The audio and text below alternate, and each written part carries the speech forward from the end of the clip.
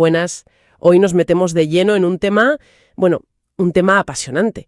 La consciencia, nuestro potencial ahí latente y esas claves que se dice que pueden llevarnos a una transformación personal de verdad. Ujú. Buenas. Sí, la verdad es que tenemos sobre la mesa un material muy interesante. Hay filosofía, reflexiones más espirituales, biología, de la nueva y hasta cosas que tocan la física cuántica. Eso es. Y nuestra idea aquí, nuestra misión, si quieres, es pues intentar sacar las pepitas de oro, ¿no? Las ideas más potentes, las que más luz arrojan de todas estas fuentes. Claro. Buscar un poco de claridad, ofrecer perspectivas que nos ayudan a entender cómo funcionamos por dentro y si hay manera de conectar con algo más grande. Vale, pues vamos a ello, a desgranar esto. Y fíjate, parece que muchas de estas fuentes, por distintas que sean, coinciden en un punto de arranque. Ajá. Experiencia humana, que a menudo empieza o echa raíces en el dolor, en la confusión, esa sensación de estar como atrapado, sin ver claro el camino. Sí. De hecho, una de las fuentes lo describe muy gráficamente, ¿no? Como un estado que te nubla la voluntad, que te impide siquiera ver que hay soluciones posibles. Exacto. Y esa misma fuente usa una metáfora que a mí me parece potentísima. Habla de las armaduras emocionales. Suena pesado. Y lo es. Son esas defensas que vamos creando, a veces desde muy pequeños. Al principio cumplen su función, claro, te protegen. Pero con el tiempo se convierten en un peso muerto. La metáfora que usa es brutal. Llevar una armadura de 150 kilos. Te caes en un charco mínimo y en vez de levantarte, te ahogas en él por tu propia protección. ¡Ostras! Te inmoviliza. Totalmente. Ante conflictos que igual son pequeños, te hunden. Y lo peor, como señala esa fuente, es que podemos llegar a identificarnos tanto con esa armadura que ya ni la vemos como una carga. Claro. Pasa a ser parte de yo soy así. Ujú. Y puede venir, dice, de la educación, de patrones familiares o simplemente de copiar lo que vemos, ¿no? Comprar soluciones de otros sin más. Totalmente. Y eso, mira, encaja perfecto con lo que explica otra fuente, una llamada El Maestro del Corazón, sobre los mecanismos del ego. Ujú. Ah, el ego. Sí, sus mecanismos básicos de supervivencia. No solo física, ojo, también psicológica. Protegernos de sentirnos, pues eso, juzgados, rechazados, abandonados.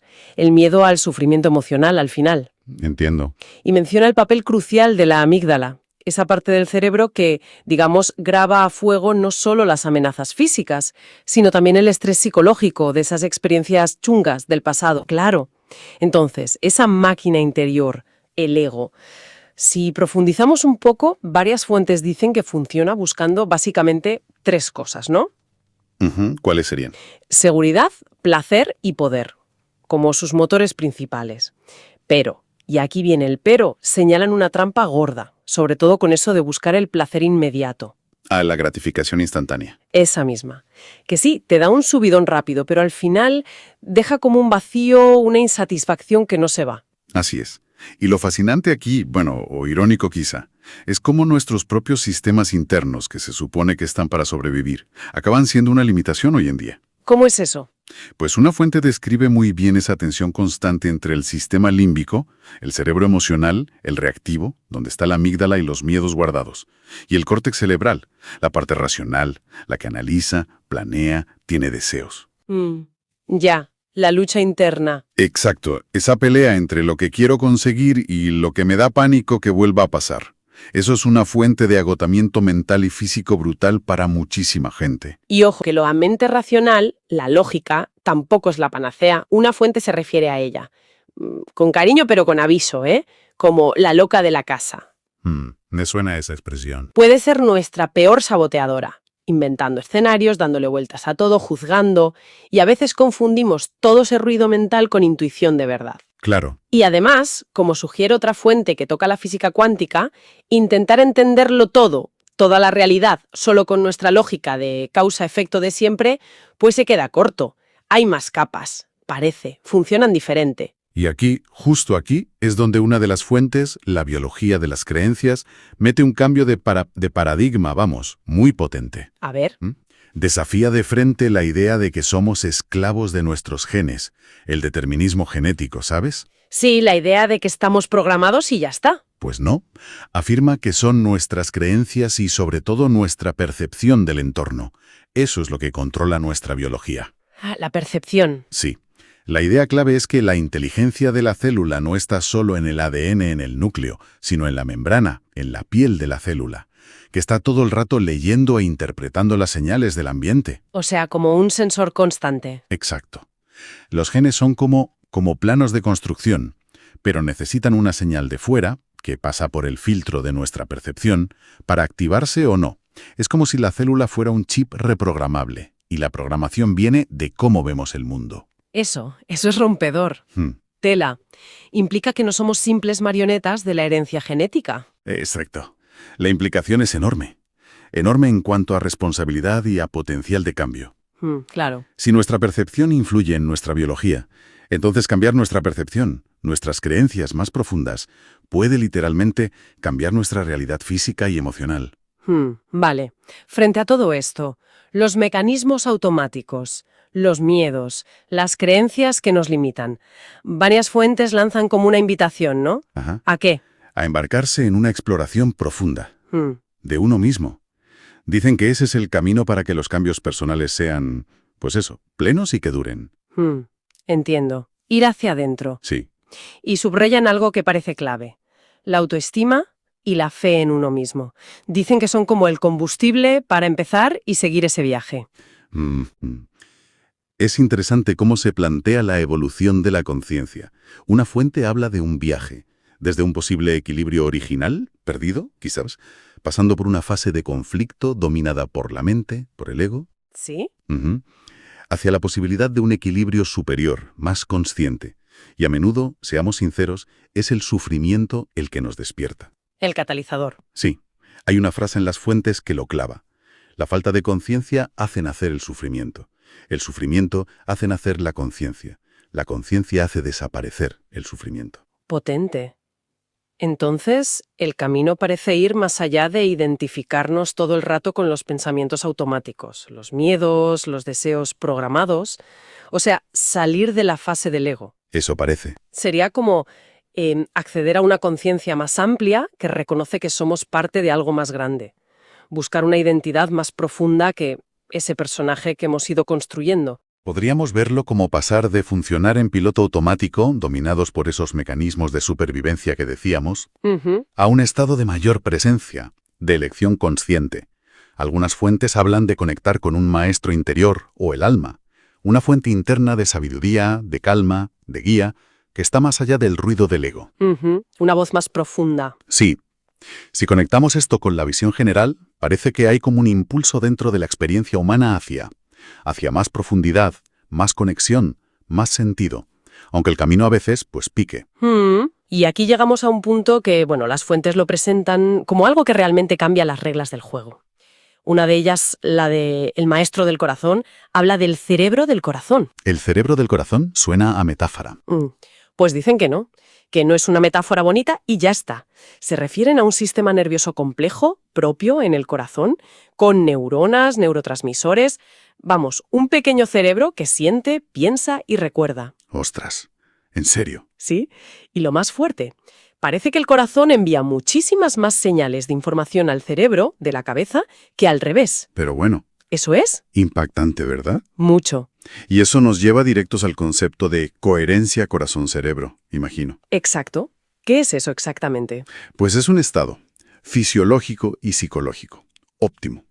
Ocurre cuando cultivamos emociones elevadas, gratitud, aprecio, compasión, confianza. Las buenas vibraciones, digamos. Algo así, pero medible. En este estado, los ritmos del corazón se vuelven más ordenados, estables, y el cerebro sincroniza su actividad con el corazón.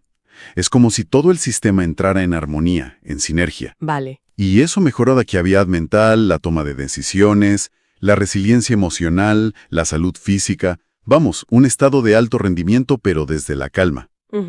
O sea que no se trata de no sentir o de ser pasivo, sino de cultivar un tipo específico de emociones que nos alinean por dentro. Justo eso. La coherencia no es apatía, ni mucho menos. Es un estado de flujo, de vitalidad serena. Es vivir la vida con intensidad, pero desde un lugar de equilibrio y bienestar. ¿Y se contrasta con? Pues con el caos biológico que generan las emociones basadas en el miedo, la ira, la frustración crónica, esas que nos tienen atrapados en los circuitos inferiores de supervivencia del ego. Ya. Para acceder a esa inteligencia más profunda, a ese maestro en el corazón, dicen las fuentes, hay que aprender a calmar esos circuitos inferiores, o como uso una metáfora muy gráfica, ponerlos al servicio de algo más elevado. ¿Cuál es la metáfora? Que el caballo desbocado, que serían las emociones reactivas, sea domado, y que el cochero, la mente analítica, se ponga al servicio del pasajero, que sería nuestro ser más profundo, el alma. Me gusta la imagen. ¿Y la implicación práctica de lograr esa coherencia, cuál sería en el día a día? Pues la clave parece ser que esta inteligencia del corazón permite una percepción más directa, más instantánea y precisa de la realidad. ¿Cómo? Pues que no pasa tanto por los filtros lentos y a menudo distorsionados de la mente racional, o las reacciones automáticas del límbico. Es como una comprensión más intuitiva. Ajá. Y esto puede transformar radicalmente nuestras actitudes, nuestras respuestas ante los problemas, nuestra creatividad. La inteligencia, por tanto, no es solo calcular o analizar, incluye una dimensión emocional y perceptiva que funciona óptimamente en coherencia. Es una forma más sabia y eficiente de navegar por la vida. Fascinante. Esta conexión interna a través del corazón es potente. Y algunas fuentes van incluso un paso más allá, ¿no? Sugieren que esta conexión interna nos conecta también con algo más grande. ¿Cómo se relaciona esto con la naturaleza de la realidad misma? Aquí es donde las fuentes se meten en terrenos que, conectan con la física cuántica, aunque sea de forma conceptual, claro. Vale. Que sacan es la interconexión fundamental de todo. Hablan de un campo que está debajo de todo, un campo de energía e información que conecta todas las cosas. A veces lo llaman campo A por akáshico o simplemente campo cuántico. Interconexión. Sí. La implicación es que la separación que vemos a nivel físico, tú ahí, yo aquí, en un nivel más profundo es una ilusión. Todo está íntimamente entrelazado. Vale. La idea de un campo que conecta todo. Puede sonar muy abstracto, pero ¿qué significa eso en la práctica, para nuestra experiencia diaria? Pues la clave que apuntan las fuentes es que este campo no es solo un concepto físico. Lo describen como la base de la unidad y la coherencia del universo entero. Y van más allá. Lo identifican con el campo del amor, pero entendido como fuerza de cohesión, de conexión y como la fuente última del potencial creador. O sea que el amor y la unidad no serían solo ideales bonitos, morales, Sino quizá leyes fundamentales de cómo funciona el cosmos. Eso sugieren. Y la pregunta importante que surge de ahí es, si estamos fundamentalmente conectados, ¿cómo interactuamos conscientemente con esa conexión? ¿Podemos hacerlo? Y ahí es donde entra el famoso fenómeno de la sincronicidad, ¿verdad? Esas casualidades significativas que a veces nos pasan. Exacto. Las fuentes sugieren que cuando operamos desde ese estado de coherencia interna, alineados con esa inteligencia del corazón, cuando sentimos esa conexión en lugar de la separación del ego, Sí. las cosas tienden a fluir de otra manera. Las situaciones adecuadas, la gente que necesitas conocer, la información justa en el momento justo, parecen manifestarse como por encanto. Pero no es magia, dicen. No lo presentan como magia, sino como el resultado natural de alinearnos con esas leyes profundas del universo. Es como si al dejar de luchar desde el ego, que ve separación y siente que tiene que controlarlo todo, permitiéramos que esa inteligencia mayor organice las cosas a través de nosotros. Cuando estamos en modo ego, vemos azar, obstáculos, lucha. Cuando estamos en modo corazón, en coherencia, experimentamos más flujo, más sincronicidad. Entendido. O sea, desde esta visión no seríamos piezas sueltas en un universo ahí, indiferente, No. sino parte de un sistema interconectado, quizá incluso inteligente, que evoluciona. Y tendríamos un papel activo en esa evolución a través de nuestra propia conciencia, de nuestro estado interior. Esa es la perspectiva que ofrecen, sí. Nos coloca en una posición de co-creadores con la responsabilidad y la capacidad de influir en nuestra realidad a través de nuestro estado interno de conciencia y coherencia. Vale. Entonces, si queremos movernos en esa dirección, salir de las armaduras, conectar con ese potencial, ¿qué herramientas o actitudes prácticas sugieren estas fuentes? Porque no basta con entenderlo con la cabeza, ¿no? Desde luego que no. Un punto fundamental, y en el que coincidan varias fuentes, es la práctica de la autoobservación. o la posición de testigo. Ser el observador. Eso es. Aprender a observar nuestros propios pensamientos, emociones, reacciones automáticas, sin identificarnos inmediatamente con ellos.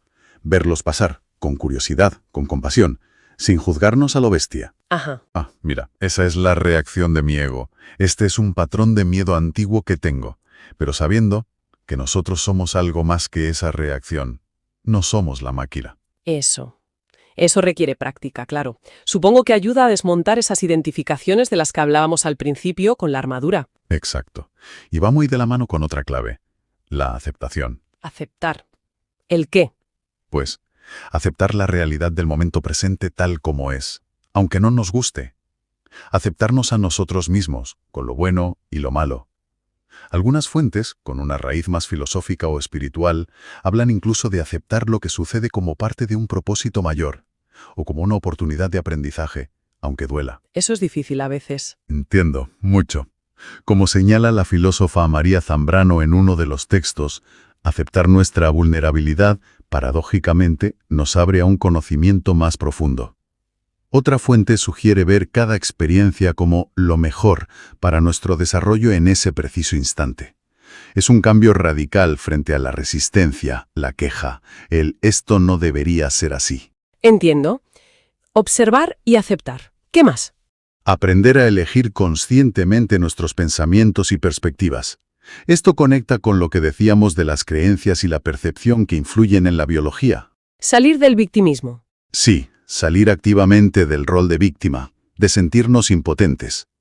Y también implica reconocer y empezar a desactivar esas dinámicas mentales que nos separan, la crítica constante a otros y a uno mismo, el juicio fácil, la necesidad de tener razón siempre, la comparación. Y mencionaste antes al maestro interior o la intuición. ¿Cómo se cultiva eso? ¿Cómo se escucha esa voz? Pues las fuentes sugieren que cultivar el silencio interior es esencial. Con tanto ruido mental del ego, es casi imposible percibir esa voz más sutil, esa sensación, esa corazonada, que es la intuición. ¿Necesita espacio? Necesita espacio, sí. Y es crucial aprender a distinguirla de las reacciones emocionales del miedo o del deseo, que a menudo se disfrazan de intuición. ¿Y cómo se distinguen? La intuición suele ser más calmada, más clara, como un saber tranquilo, sin carga emocional intensa. Las reacciones del ego suelen ser más ruidosas, más urgentes, más basadas en el pasado o el futuro. Vale, entiendo. Observar, aceptar, elegir pensamientos, cultivar silencio. Y todo esto parece que apunta a vivir desde un lugar distinto, ¿no? Sí, al final se trata de operar conscientemente desde una energía, vital, afectiva, mental, más positiva y alineada. Encontrar un placer más profundo y sostenible en el presente, en lo sencillo, en la conexión de verdad, en lugar de buscar solo la gratificación rápida del ego, que luego deja vacío. Y eso se notará en las relaciones, imagino. Fundamentalmente. Se refleja en cómo nos relacionamos, buscando construir relaciones basadas en el respeto mutuo, la cooperación, el apoyo, el bien común. Reflejar en lo pequeño, en nuestro día a día, esa unidad fundamental que las fuentes señalan como la base de la realidad. Bueno, pues ha sido un recorrido intenso, pero muy revelador. Hemos ido desde reconocer esas armaduras y los mecanismos del ego que nos limitan, sí, pasando por entender cómo nuestras creencias y nuestro estado interior, fíjate, influyen en nuestra biología, hasta descubrir el potencial de esa inteligencia del corazón y la conexión con una realidad que parece más unificada de lo que pensamos. Sí, si tuviéramos que destilar las ideas clave, las más transformadoras de estas fuentes, serían quizás estas. 1. Nuestra percepción y creencias no son ninguna tontería. Tienen el poder real de influir en nuestra biología y bienestar. Vale. 2. Que poseemos una inteligencia intuitiva y emocional centrada en el corazón, que es crucial para nuestro equilibrio y nuestra sabiduría. 3. Que la coherencia corazón-cerebro es un estado que podemos alcanzar y que nos alinea con nuestro máximo potencial, conectándonos con un flujo vital más armonioso. 4. Que la realidad fundamental parece ser la unidad y la interconexión, un campo de energía e información del que somos parte inseparable. Y 5, y muy importante, que tenemos la capacidad activa de transformar nuestra experiencia vital. ¿Cómo? A través de la autoconsciencia, de la elección deliberada de nuestra actitud y de la conexión con nuestro ser más profundo. Entonces, ¿qué significa todo esto en resumen? Para que nos quede claro. Pues significa que aunque a menudo partamos del sufrimiento, de la confusión, de la sensación de estar limitados, las fuentes nos muestran que existen caminos y herramientas apoyadas tanto por visiones científicas más nuevas como por sabiduría antigua, para movernos hacia una mayor paz interior, más libertad personal, más plenitud, y una capacidad mucho mayor de crear la vida que realmente deseamos vivir. No estamos condenados a repetir los mismos patrones una y otra vez. Y para cerrar, como siempre, dejamos una reflexión flotando, una pregunta que surge al entrelazar todas estas ideas tan potentes. Si empezamos a considerar en serio la posibilidad de que no somos meros espectadores pasivos de nuestra biología o de las circunstancias que nos tocan, sino participantes activos y co-creadores en un universo consciente que de alguna manera evoluciona y se experimenta a través de nosotros, ¿cómo podría esa simple aceptación transformar radicalmente nuestra forma de afrontar los desafíos de cada día, nuestras relaciones con los demás y sobre todo nuestro propio sentido de propósito y de significado en esta vida? Ahí queda eso para seguir explorando.